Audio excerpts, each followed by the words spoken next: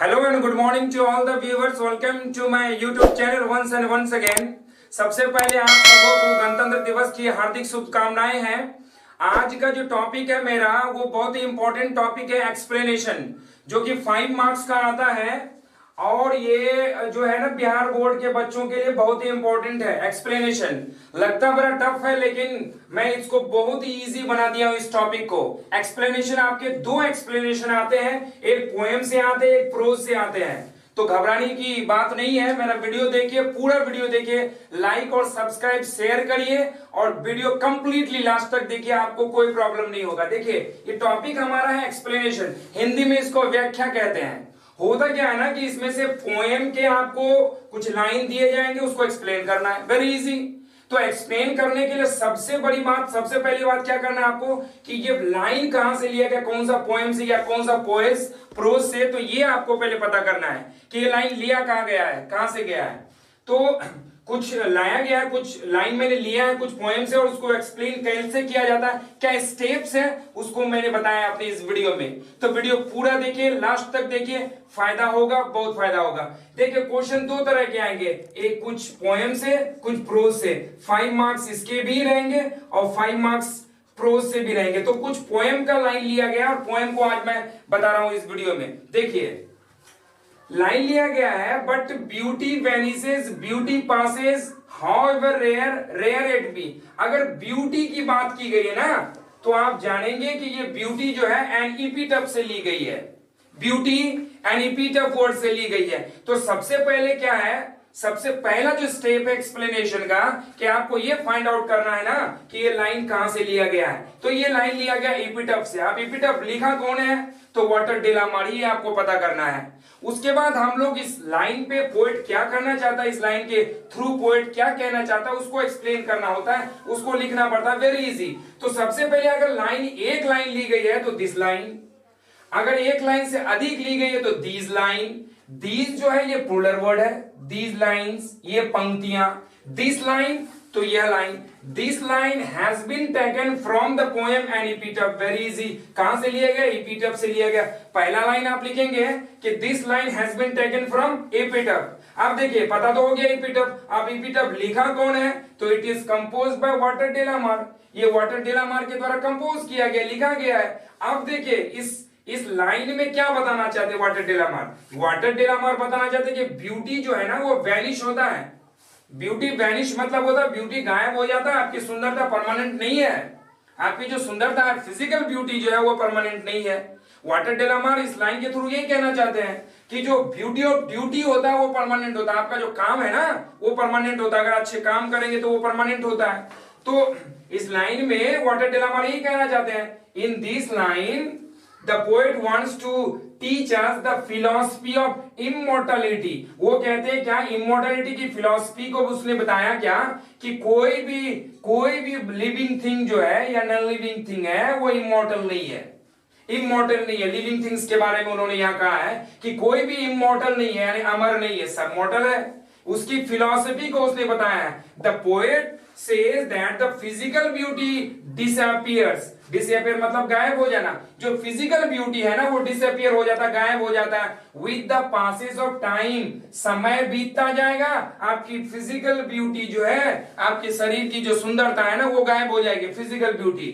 But the beauty of duty is permanent. उसने यही कहा है कि ब्यूटी ऑफ ड्यूटी जो है, आपके काम की जो सुंदरता है वो हमेशा परमानेंट होता है। इसमें यही कहा, पोएट के द्वारा कहा गया। तो वेरी सिंपल, आपको सबसे पहले क्या करना है, ये पता लगाना है कि ये लाइन कहां से लिया गया है। तो आपको पता है कि ये एपिटफ से लिया गया। अब कौन कंपोज किया है, तो वाटर डेलामार कंपोज किया है। अब इस लाइन में क्या कहना चाहते हैं कि ब्यूटी वैनिसेस हो जाता है, ब्यूटी पासेस हो जाता है, however rare, rare it be. मतलब कितनो रेयर हो, आप अगर बहुत ब्यूटीफुल है तो ऐसा थोड़ा है कि आप नहीं मरेंगे, आपकी सुंदरता खत्म नहीं होगी।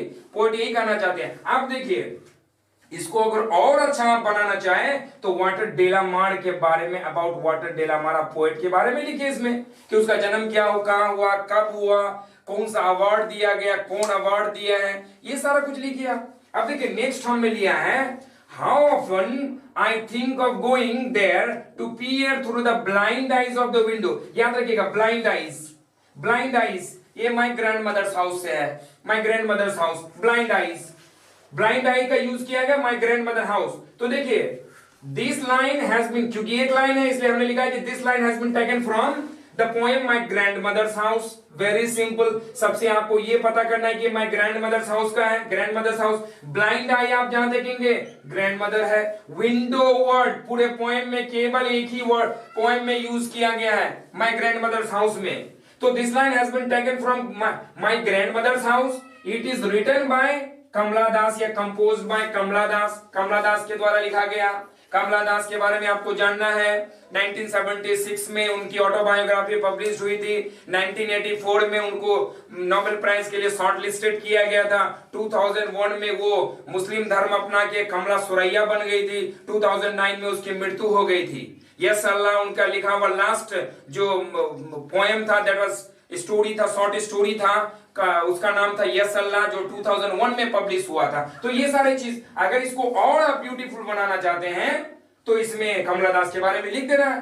तो very simple, this line has been taken from the poem my grandmother's house. It is written by Kamala Das और composed by Kamala Das. In this line the poet, क्या आप देखिए पोएट क्या कहना चाहती है कि that my grandmother is no more, मेरी ग्रैंडमदर अब जिंदा नहीं है, but still she comes to my memory, लेकिन तो भी मरने के बाद भी वो मेरी यादों में अभी तक आती है।